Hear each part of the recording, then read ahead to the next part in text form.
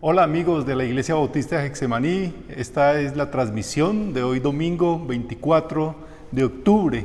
Estamos en la cuarta parte de la serie La vida en 6 palabras. Hemos visto de hecho 4 palabras de esta serie. La primera es creados, la segunda rompimos, la tercera imposible, la cuarta sufriendo. Hoy vamos a ver la quinta palabra de esta serie. Y para hacerlo, primero quiero leer el texto de Romanos capítulo 10, a partir del versículo 8 hasta el versículo 13. Romanos capítulo 10, del 8 al 13. Y ahí va a salir en sus pantallas va a salir el texto, y le voy a pedir que ponga especial énfasis a las palabras que están subrayadas. Y tal vez cuando lo esté leyendo, usted también quiera decir esta palabra en voz alta allí donde está. Dice Romanos 10:8 así: esta es la palabra de fe que predicamos. Si confiesas con tu boca que Jesús es el Señor y crees en tu corazón que Dios lo levantó de los muertos, serás salvo. Porque con el corazón se cree para alcanzar la justicia, pero con la boca se confiesa para alcanzar la salvación. Pues la Escritura dice: todo aquel que cree en Él no será defraudado. Porque no hay diferencia entre el que es judío y el que no lo es, pues el mismo que es Señor de todos es rico para con todos los que lo invocan, porque todo el que invoque el nombre del Señor será salvo. De este precioso texto de la Biblia sacamos o extraemos la quinta palabra de esta serie, y la palabra es todos. Todos, y la frase completa es: todos quienes ponen su fe solo en Jesús tienen vida eterna. Todos quienes ponen su fe solo en Jesús tienen vida eterna. Antes de ingresar a la enseñanza en sí, permítame hacerle varias preguntas. Todos, cuando dice todos quienes ponen su fe en Jesús serán o tienen vida eterna, ¿ese todos lo incluye usted? ¿Por qué? ¿Por qué sí o por qué no? Y la otra pregunta es: ¿ese todos incluye a todos? ¿Incluye a todas las personas? Mire, esta declaración de hoy, que estamos estudiando hoy, todos quienes ponen su fe solo en Jesús tienen vida eterna, es una declaración exclusiva de la fe cristiana, y de hecho vamos a estudiarla como una declaración sorprendente. Y lo vamos a hacer con 3 palabras. Vamos a definir esta declaración de hoy en 3 palabras, que es explosiva, exclusiva y extensiva. Explosiva, exclusiva y extensiva. Vamos a la primera. Esta declaración de que todos quienes ponen su fe solo en Jesús tienen vida eterna es una declaración explosiva.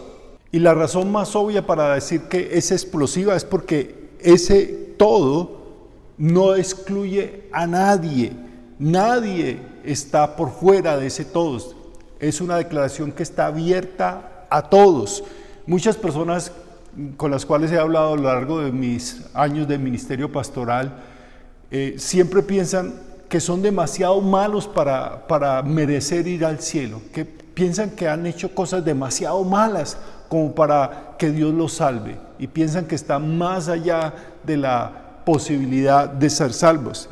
Asumen que eso de ir al cielo, que eso de ser salvo es solamente para gente buena, muy buena, y ellos no lo son. Pero aquí claramente dice la Escritura que todos los que invocan el nombre del Señor serán salvos, llegarán a ser salvos. No dice si son buenos o si son malos, sino que si colocan su confianza solo en Jesús. Ahora, otro asunto de todos es que ese todos nos incomoda. Seamos sinceros. Ese todos nos incomoda porque nosotros no podemos concebir, no podemos pensar, no podemos aceptar que una persona asesina, una persona abusadora de menores pueda estar incluida en ese todos. En ese todos creemos incluir a los que creemos nosotros que se lo merecen, pero no a ese tipo de personas. Hay un grupo de personas que nosotros quisiéramos que estuviesen por fuera de ese todos, pero eso lo hacemos nosotros, mas no lo hace Dios, porque ese todos incluye a todos. todo el que invoque el nombre del Señor será salvo. Y nos incomoda mucho eso, pero es la realidad de la salvación que Dios nos ofrece a todos. Ahora miren la segunda razón por la cual esta declaración es tan explosiva, es porque es confiando, nos enseña que es confiando y no intentando que vamos a poder obtener la salvación, que vamos a poder tener la oportunidad de ser salvos. Y esto es lo que le molestó a los fariseos, a los líderes religiosos, a las personas religiosas en general de la época de Jesús, y que sigue molestando a los religiosos de todas las épocas, incluso de hoy en día. Es que esto fue demasiado explosivo y fue ofensivo para los religiosos porque nos hizo que nosotros dependiéramos para la salvación solo de Jesús y no de nosotros mismos. Como siempre me escuchan decirlo a mí, el ser humano está fascinado por controlar, por poder tener el dominio sobre las cosas, sobre todas las cosas, pero hay cosas que no podemos dominar, hay cosas que están más allá de nuestra posibilidad, y una de esas es la salvación. La salvación no la podemos ganar, no la podemos merecer, no la podemos comprar, no podemos controlar la salvación. La salvación es algo que se nos da, es algo que recibimos, no es algo que logramos intentándolo, esforzándonos más, siendo más buenos, haciendo más acciones buenas, haciendo buenas obras. La salvación es algo que recibimos, no que merecemos, y eso nos molesta porque entonces ya no depende de nosotros, depende de lo que Jesús hizo por nosotros. La salvación es algo que no tiene nada que ver con lo que nosotros hagamos, sino que tiene que ver con todo lo que Jesús hizo en la cruz del Calvario. Por eso esta declaración es tan explosiva, porque la recibimos, no la ganamos. Es explosiva porque Jesús es el que recibe toda la gloria, no nosotros. No tenemos ningún mérito. No podemos sacar pecho diciendo o presumiendo que hemos logrado algo por nosotros mismos de esa salvación. Toda la salvación y todo el proceso de salvación depende de Jesucristo y Él recibe toda la gloria. También Efesios 2, 8, 9 nos recuerda que es confiando y no intentando que obtenemos la salvación. Efesios 2, 8, 9 dice así: porque por gracia ustedes han sido salvados por medio de la fe. Esto no procede de ustedes, sino que es el regalo de Dios, no por obras, para que nadie se jacte, o sea, nadie presuma, nadie se sienta orgulloso. Somos salvos por la gracia. ¿Sabe qué significa la palabra gracia? La palabra gracia en la Biblia es un regalo inmerecido que se le otorga a alguien. Es un regalo que no merecemos, que lo hemos recibido de parte de Dios. Es un favor inmerecido. No lo merecemos, no podemos ganarlo y obviamente mucho menos que podemos pagar por él. Es como cuando recibí un regalo de Navidad. En mi época de adolescente y del colegio jugué básquetbol y mi sueño era tener un par de tenis que fueran muy buenos para jugar en mi deporte, y en una Navidad recibí ese par de tenis y fue muy emocionante. Yo abrazaba esos tenis y pude decirle a mis padres gracias, gracias, me sentía tan feliz, y mi mamá simplemente se volteó y dijo: claro que sí, ahora nos debes 100,000 pesos. Obviamente ella no dijo eso, porque era un regalo. Un regalo es algo que se nos otorga y no tenemos que pagar nada por él. Escuche bien esto: un día estaremos en el cielo y nadie estará presumiendo de que logró llegar al cielo por sus buenas acciones o jactándose que llegó al cielo por su cuenta. Si ha confiado en Jesús y ha recibido el regalo de la salvación, usted no tiene nada de qué presumir. Ninguno de nosotros tiene nada de qué presumir. Un día estaremos en el cielo y de lo único que podremos presumir es de haber recibido la misericordia, la gracia de Dios que nos salva. También en Lucas capítulo 18, del 9 al 14, nos recuerda esta explosiva verdad, que es confiando y no intentando que logramos ser salvos. Escucha lo que dice Lucas 18, 9, 14, una historia muy conocida para los que han leído algo de la Biblia. A algunos que confiando en sí mismos se creían justos y que despreciaban a los demás, Jesús les contó esta parábola. 2 hombres subieron al templo a orar, uno era fariseo y el otro recaudador de impuestos. El fariseo se puso a orar consigo mismo: oh Dios, te doy gracias porque no soy como otros hombres, ladrones, malhechores, adúlteros, ni mucho menos como este recaudador de impuestos. Ayuno 2 veces a la semana y doy la 10ª parte de todo lo que recibo. En cambio, el recaudador de impuestos, que se había quedado a cierta distancia, ni siquiera se atrevía a alzar la vista al cielo, sino que se golpeaba el pecho y decía: oh Dios, ten compasión de mí, que soy pecador.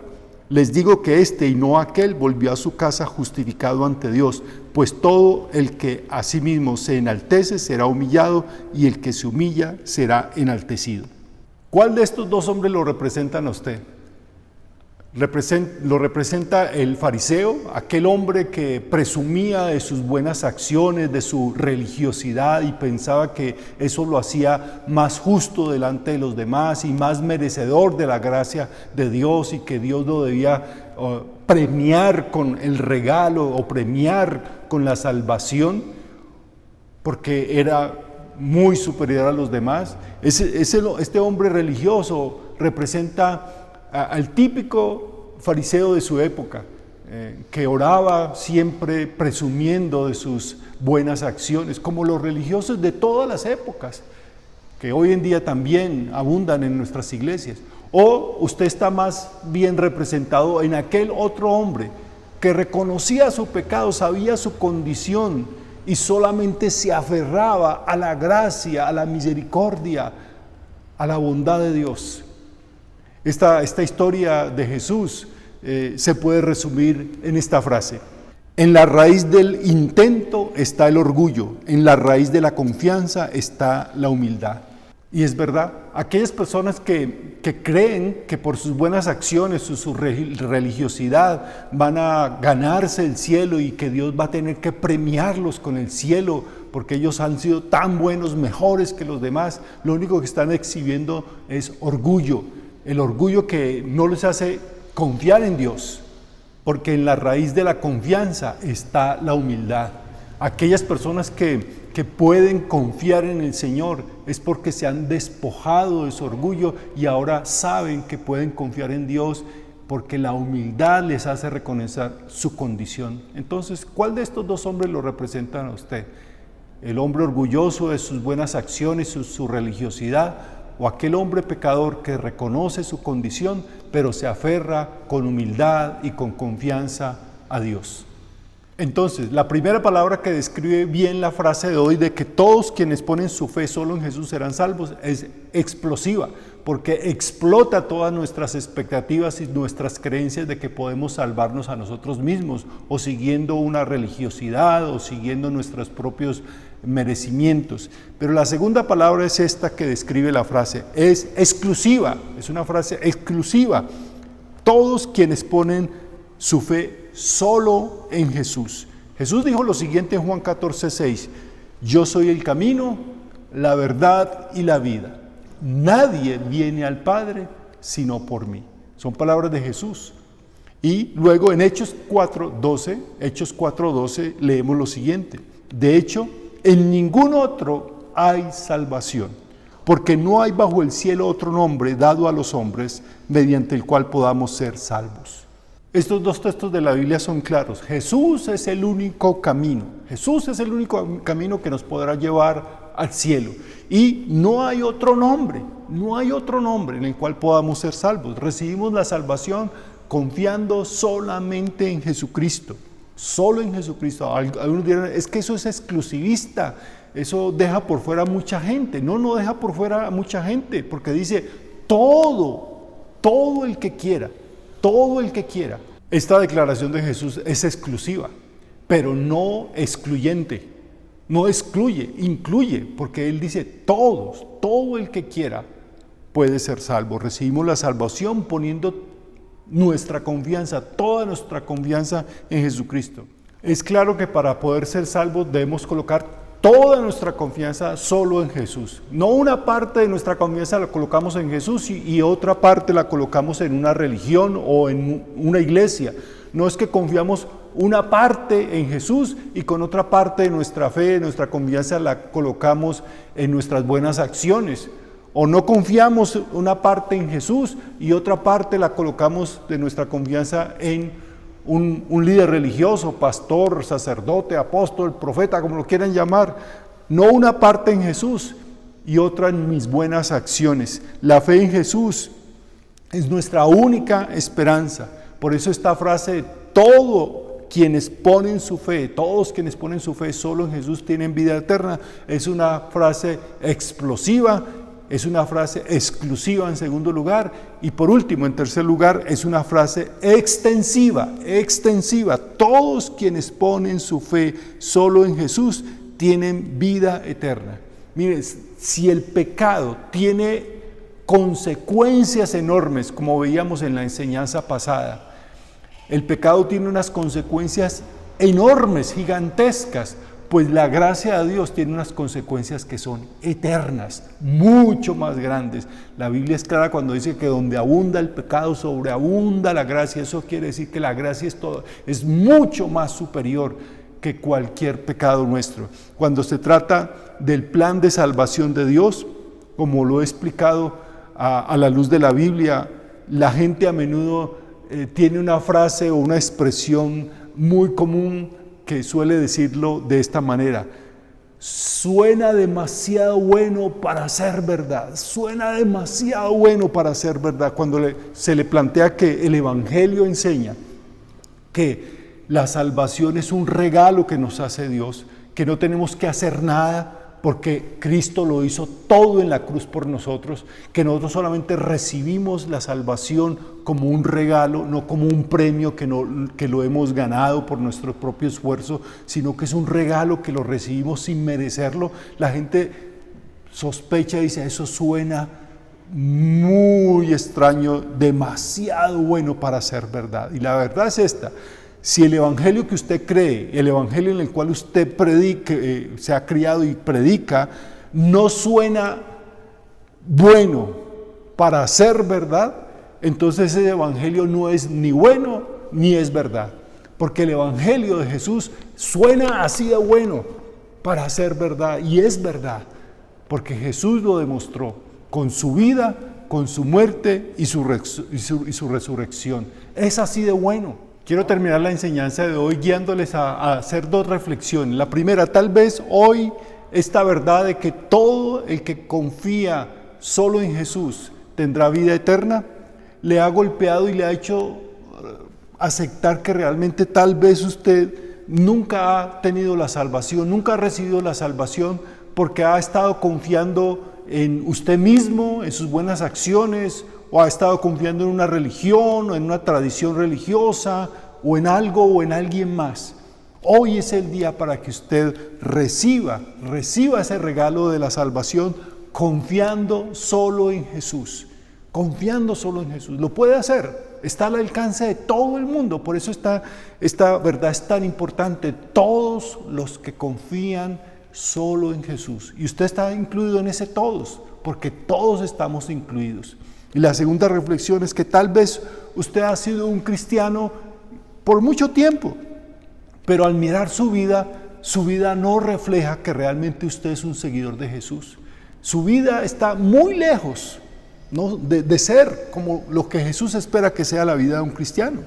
Debe recordar esto: la misma fe que nos salva es la fe que nos transforma y hace posible que nuestra vida cambie, que vivamos de una manera diferente. Así lo dice el apóstol Pablo en Gálatas 2:20.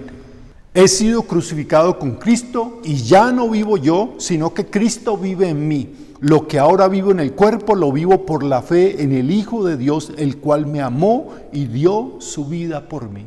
Qué poderosa verdad la que nos enseña la palabra de Dios aquí. El Señor Jesús, que nos da la nueva vida, es el que nos da también el poder para vivir esa nueva vida y así poder que nosotros en nuestra vida cotidiana reflejemos que realmente seguimos a Jesús, que estamos viviendo esa nueva vida y que nuestra vida está siendo transformada.